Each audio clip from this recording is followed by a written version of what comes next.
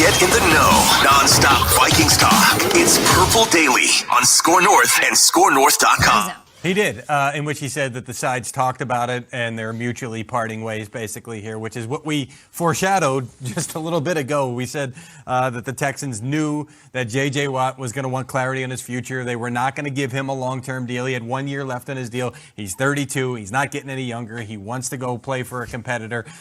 So this was the expectation. And the segment we did was called Shoot Your Shot. So, J.J., go shoot your shot. You want to go play with your brothers? Go play with your brothers. You want to go play for a team that's right on the cusp of winning, and you want to go join them, go do that. You want to go play for Kansas City or Tampa Bay, direct your path. Mike Garafolo must have ran out of time there. He forgot to mention a team that could make a run at J.J. Watt there. He must have just ran out of characters with his take there on Good Morning Football. This is Purple Daily, Phil Mackey, Judd Zulgad, Declan Goff. It's a 4-question Friday. And thank the football gods for giving us something that you might think is recklessly speculative, but that we think reckless speculation should be somewhat realistic. And so we'll get into the J.J. Watt stuff here in a second. But cheers to the weekend, boys.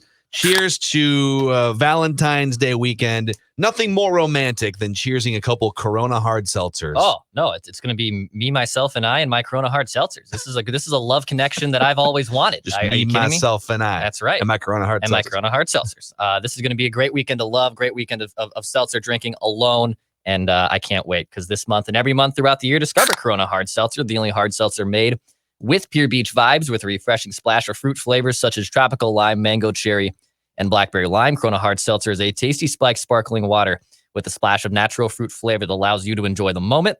In each can, Corona hard seltzer has 0 carbs, 0 sugar, 90 calories, and is gluten-free.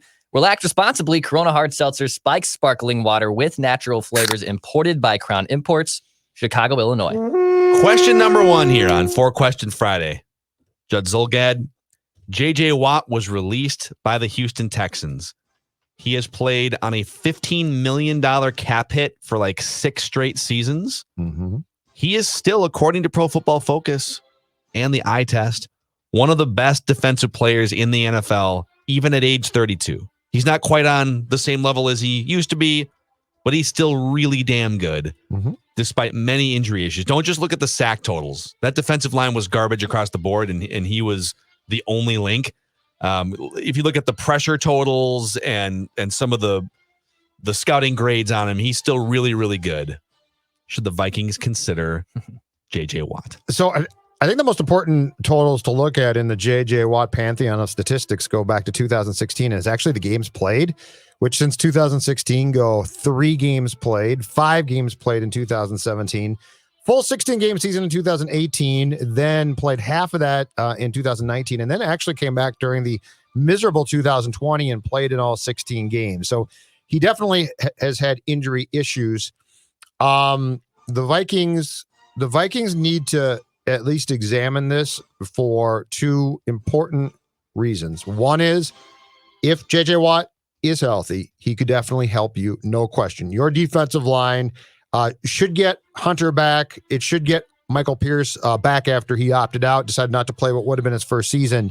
But nonetheless, in 2020, it was a complete mess. So you're talking about at least examining the potential of adding yet another player who could have an immediate impact. The second reason why I think the Vikings at least have to examine their options here, and I'm not saying that they would get him, is because there has been talk that the 2 teams that he might go play with are the Steelers to go play with his brothers, which would be absolutely fine, but also go back to Wisconsin and play for the Packers.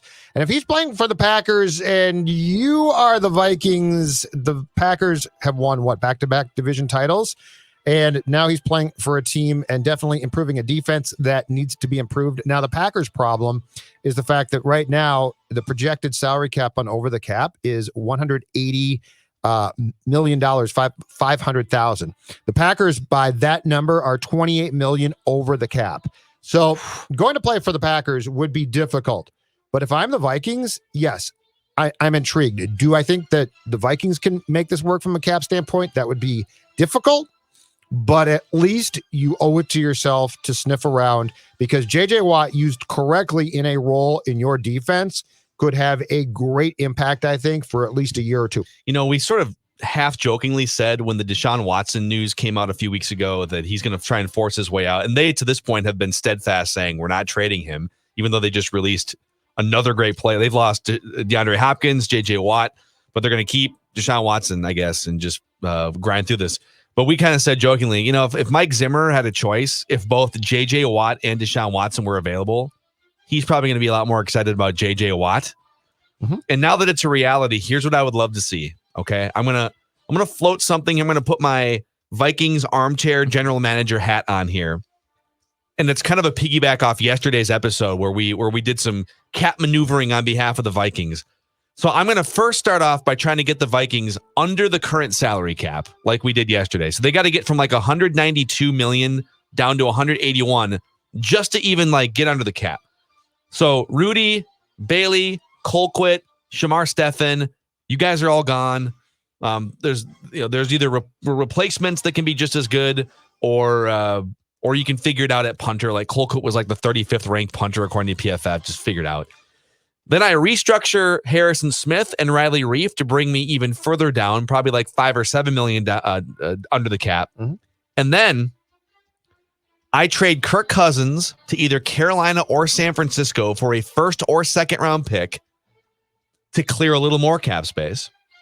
I trade a mid or late round pick, depending on what they want, like a third round pick or later for Teddy Bridgewater, restructure the 1 year left on his contract, restructure it into a 2-year contract to take some of the cap hit from 2021 and move it into 2022. My goal is to carve out cap space, okay? Sure. And have a quarterback that Mike Zimmer is still comfortable with, even though Bridgewater is not as good as Cousins. I think he's a better leader. I think people gravitate more toward him, and Zimmer loves him more. And I think he actually has a little bit more clutch gene than Kirk Cousins. So I clear out money. I get a quarterback that Mike Zimmer really likes. And then I use the remaining money to sign JJ Watt to start with. Wow. And I use my first and or second or my 2 first-round picks that I now have on a defensive tackle to make that the best defensive line in the NFL, and an offensive lineman to fix my interior problem with Dakota Dozier. What's Watt? How unrealistic is that scenario? What's While Watt? I plug my laptop in again. What's Watt going to cost me? It becomes the key question here. If I can get a reasonable deal, because he wants to be back in the Midwest potentially, and let's just flat out say that the Packers can't afford him, and he'll come back here on a reasonable contract that gives him an opportunity to play near home and to win, I'm all in on this idea. If he still wants to break the bank, I'm probably out. The fact that he rarely, it seems like, stays healthy in back-to-back years now concerns me. So I'm intrigued, but he's sort of got to come around to my way of financial thinking here as well. So I can't afford to go all in because this isn't the JJ Watt of, let's say, 2014. I would think so. He's played on a $15 million cap hit for 5 or 6 years straight now. And a $15 million cap hit among 4-3 defensive ends in the NFL would put him at like the 14th highest paid defensive end. Now, most of the guys above him are much younger and have not had the injury issues. Yep. So could you do it's going to be expensive, and he might take a discount because he wants to play for a great defensive coach. I don't think he's going to take much of a discount, and I don't think the Vikings would be number one on his priority list. So they might have to pay more than other teams would. Yep. But it would probably be between like $14 and $19 million a year, I would think. That's just my armchair GM take. Yeah, and the potential problem then is I'm also almost certainly going to have to restructure Danielle Hunter to some degree. Because if he's going to get the long-term contract that he wants, I could probably get his cap figure for 2021 down, but he's going to want a long-term contract. It might be difficult, but it's worth exploring, if for nothing else than to potentially at least cut off the Packers. That one would concern me. I would, if I'm the Vikings, I would hate to see a energized, happy to be in Green Bay JJ Watt. That could be a nightmare for the Vikings and the Bears and Detroit. If I cared about it would essentially be like the Reggie White signing from 25 years ago, which led them to I think Super White Bowls. had more left in the tank possibly at that point in time, but I'd still be concerned about it. Yeah. I wouldn't dismiss it. Yep. And just, as these guys come available, the Deshaun Watsons and the JJ Watts, and like anytime star players become available, you need cap space to have options. And the Vikings have to clear some out. The only way the Vikings would be able to, if even if it was a possibility to sign JJ Watt, sure, is if like there's things you can do to cut some money, but like the real chunks of money, you'd either have to say goodbye to Riley Reif, say goodbye to Harrison Smith, or you'd have to do something with Kirk Cousins' contract, trade it or extend him, and then in return he would agree to lower his number for 2021. So like if you want players like that, you got to be able to do something with your own roster, and that's why we bring up the Kirk Cousins trade scenario so often. And on that note as well, the Houston Texans have to trade Watson. They continue. My guess is they're getting calls right now from teams who know that they're sort of screwed here. But they just released him, didn't they? No, on Watson, they're going to have to trade Deshaun Watson because, look, my guess is that they are actively taking calls right now from teams that are saying he wants to be traded, so we'll give you this and that, and they're like, no, we'll take 3 first-round picks. So I think what they're trying to do is drive the market here and hope that by March they get a team that comes back and says, here's 4 first-round picks. Yeah. So I don't take this seriously for 1 second that the Texans aren't going to trade him. It's a bunch of crap, I think. Dex, are you in or out on this JJ Watt idea? I'm in on it for the right price. I just hope you wouldn't overpay for him. And I think he's probably honestly going to bet on himself a little bit too. I don't think he's like going to be trying to command a big multi-year deal at 32 years old. I think he's probably going to be looking for a 1-year, 2-year kind of situation where he can build up his reputation and also chase a championship at this point at 32 years old. So if it's for the right price, yeah, I'm definitely in. Yep. Absolutely. Cool. All right. The second question here in 4-Question Friday is presented by Federated Mutual Insurance Company. Federated is here to help you business owners out there. If you are a purple fanatic and a business owner, then this is a great intersection for you because Federated recently launched MyShield, the online client destination for risk management resources. As a business owner, how helpful would it be for you to have employee training at your fingertips, industry resources that can help your business reach another level of success? All sorts of tools and all sorts of helpful things available through MyShield at federatedinsurance.com, or you could download the app. And remember, at Federated, it's our business to protect yours. Question number 2 for you guys. An NFL.com panel ranked all 59 quarterbacks who started at least a game in 2020. Kirk Cousins wound up 15th on this list, according to this NFL.com panel. Okay.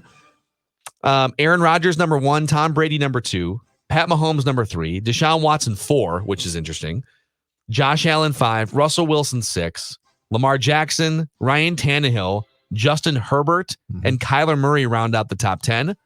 Baker Mayfield, 11, which is way too high. Derek Carr, 12, Matt Stafford, 13, Matt Ryan, 14, and Kirk Cousins just ahead of Dak Prescott at 15.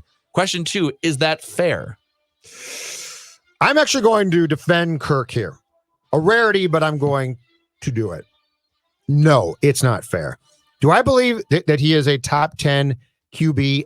At his best, he probably is. Do I believe that every day of the week that Kirk Cousins rolls out of his bed that he is a top 10 QB? Absolutely not. But that being said, in this league, 11 to 15 is a big deal. Like if I'm like, well, it's he is the 11th best.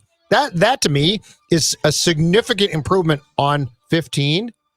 The numbers that you gave me, Phil, from that list from 11 to 15, Kirk Cousins should not consistently, in my opinion, be behind a few of those guys, including Baker Mayfield. Yeah. Matt Ryan is an MVP, from 4 years ago now, 5 years back. But he is no longer consistently, to me, better than Cousins. So in this sense, I'm going to defend Kirk and say, I think at the very least, he should be 11 or 12. I think anything below 12 right now for Kirk is not fair. By the way, they had 4 panelists for this, okay? All of them had Baker Mayfield between 10th and 14th. I think they're way too high on Baker Mayfield. I agree with you. Yeah, I don't know. Dex, what about you? Is that fair? Well, I think 15th? first off, I think the logic for Baker Mayfield is he basically had his best season, so therefore he had nowhere to go but up. Kevin Stefanski maximizes value, and I think even in the write-up that's in the same thing from NFL.com is he had his best passer rating and best season of all time or through his career so far with the minimal amount of pass attempts through this point of his career too. So Kevin Stefanski basically molded him into being a productive quarterback. The thing is, can he still be that guy year in and year out? I don't know. I'm inclined with you guys to believe no, he can't be the 11th best quarterback, but I understand why he hits 11 after the 2020 season. But my problem is with these, not with the rankings, but the idea of this is Cousins, Ryan, Stafford, and even Derek Carr are all just in the same bin. They're all in the same bin. So if you want to rank Carr 11th or Cousins 11th, I can hear that because all those guys belong in the same quarterback tier, and really none of them have done anything to elevate the play around them. They need situations to basically lift them up and be better quarterbacks. So 15th, yeah, it's probably a little harsh because I do think Kirk is a more gifted quarterback than guys like Carr and Baker Mayfield and Ryan Tannehill for that matter. But guys like Baker Mayfield and Ryan Tannehill were able to rise up to situations and they had very good seasons. So I understand why they're ahead of Kirk Cousins. Wentz is 35th, by the way. Woof. Which is amazing because he was an MVP candidate He'll just be a fine 3 Chicago years ago. Bear. He'll be great for the Bears.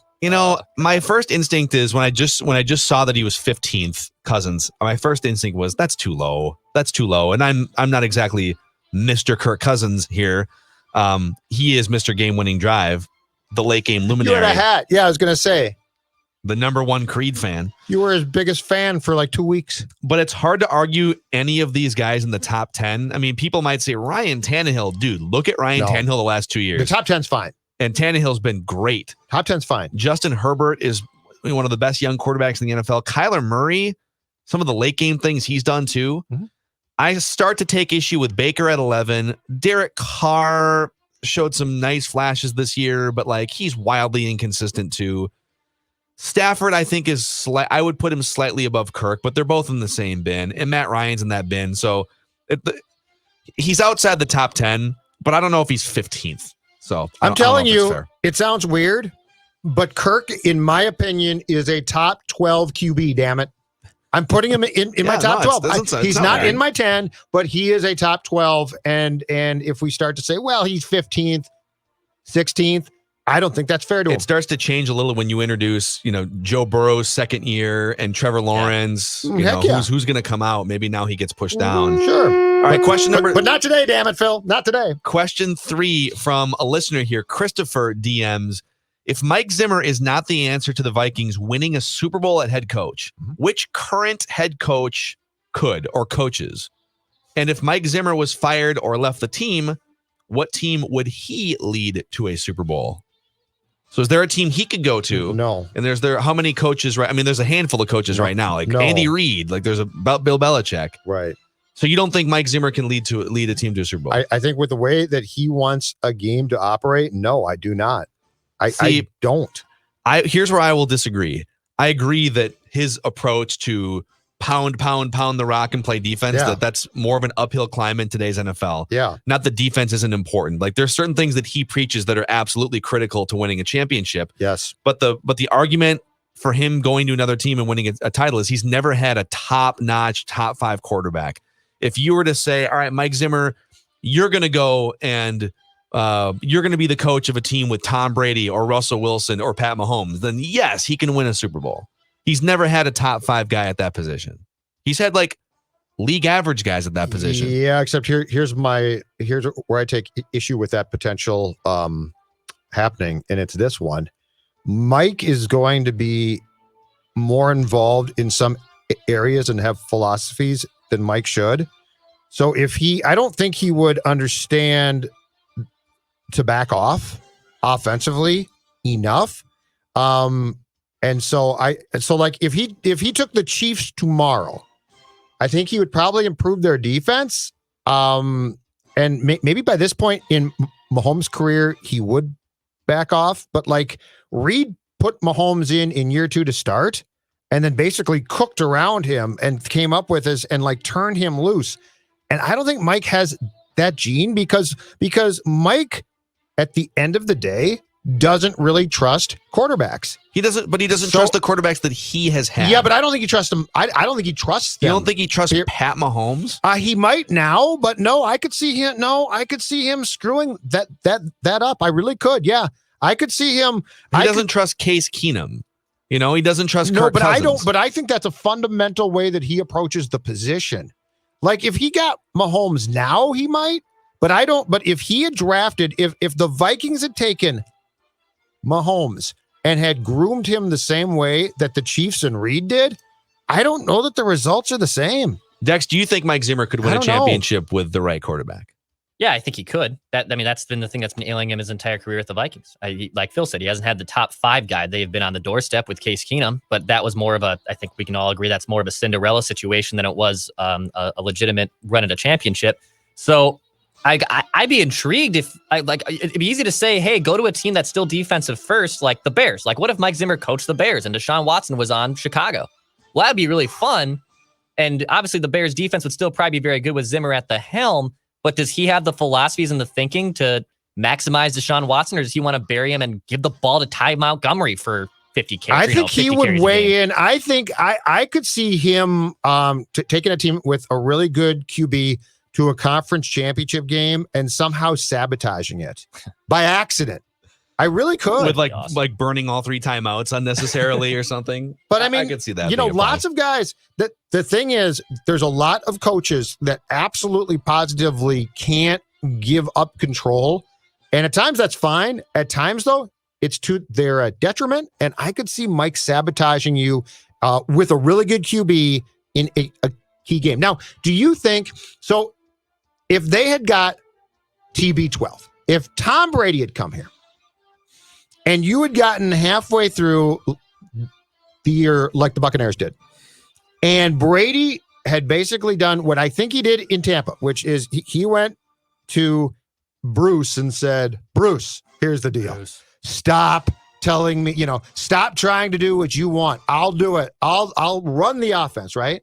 Do you think that Zimmer would have backed off? Yes. Like Bruce did. Yes. And with 100%. See, I don't know. You tell me. So I think here's how that conversation plays out. Okay. I don't know. Tom Brady walks into Mike Zimmer's office halfway through the season after they've kind of been feeling things out. They're off to a decent start, but they need to get to another level to win the Super Bowl. Yep. And they've been conservative. Let's say they've been, in the case of Brady in Tampa, they were throwing the ball down the field too often and they needed to mix in some other stuff. Mm-hmm. And in this case, let's just say they're not calling enough pass plays or whatever, which by the way, wouldn't be like Tom Brady would just change the play like Brett Favre did 12 years ago. I don't think Kirk has quite the freedom to do that. Sure.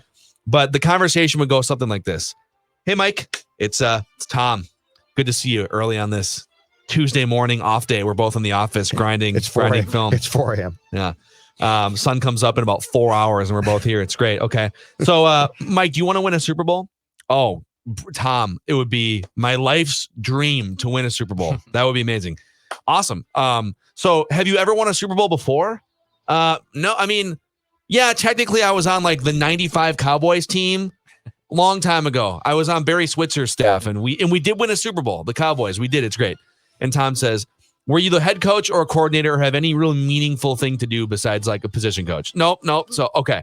So now you're going to listen to me because I've got 5 rings on this hand and I've got 1 ring on this hand and I'm looking for a second ring over here. Okay. I love it. And so we're going to do things my way because I'm Tom Brady and I've won 6 of these going for 7. So trust me and follow me. You think Mike Zimmer says, I know more than you? No, 0 chance. If you could get that exact thing, then yes, he would have a chance. But it would need to be a veteran QB with the street cred of Brady. I mean, this exact thing essentially happened with Favre, and Chill just put up a fight, right? No, yes. Brett, we can't have this, and Brett's like, screw you, dude. And they would have won the Super Bowl if Brett didn't have the self-implosion button on his vest that Tom Brady doesn't have. Brady doesn't have. But I'm saying if you did that and went to a QB with that much Super Bowl cred, then yes, it would have a chance. But if Mahomes came into Mike and said, I've won a Super Bowl, Mike, and blah, blah, blah, I don't know that Mike wouldn't fight him.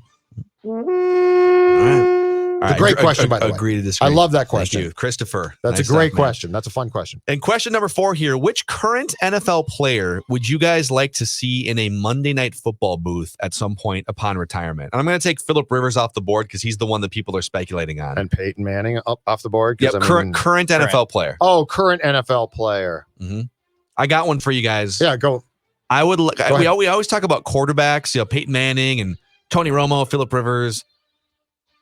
I think Richard Sherman would be great. That's a good one. In the Monday Night Football booth at some point. And there's a couple things that old teams have posted of him doing film breakdowns, the way he explains things, his personality. He certainly won't be afraid to rip guys. Yeah, I think he already does a podcast with Chris Collinsworth now too, weekly. So I would love to see Richard Sherman in a Monday Night Football That's booth. a fantastic one. I'm trying to think of current players who would be good in that What about role. people say Drew Brees? I don't know about Drew Brees. I think he's going to He's a little too boring. No, and I don't think Drew Brees is going to want to rip guys, which I think is imperative to be good. Yeah. Like you can't have friends and be like, well, I could tell you exactly why that quarterback screwed up, but I really like him. What about Gronk? What if they put Gronk in the Monday Night see, Football booth? he'd be awful on WrestleMania. and all that Gronk is the exact type of guy that we think would be great. Like, oh, Gronk's so much fun. And then he does it, and you're like, he's just a sort of a buffoon. I mean, he's rich and he's smart, but I don't think he'd be good. I don't think he would know nearly as much about what's happening as a former Hall of Fame caliber player. And he would never prep. Like he wouldn't watch any film. Zero. Yeah. So, all right, That's a good one, though. That's your four question Friday here on Purple Daily with Mackey and Judd. Please hit that subscribe button on our YouTube channel and give us a 5-star rating and a positive review if you could on Apple Podcasts. It helps spread the word about the show. And don't forget, you can follow us on Instagram too, the Score North Instagram account for all of your Minnesota sports fun and speculation and news. And all three of us, Declan Goff, Phil Mackey, Judd Zulgad, are all on Twitter and Instagram if you want to hit us up there. We'll see you guys later.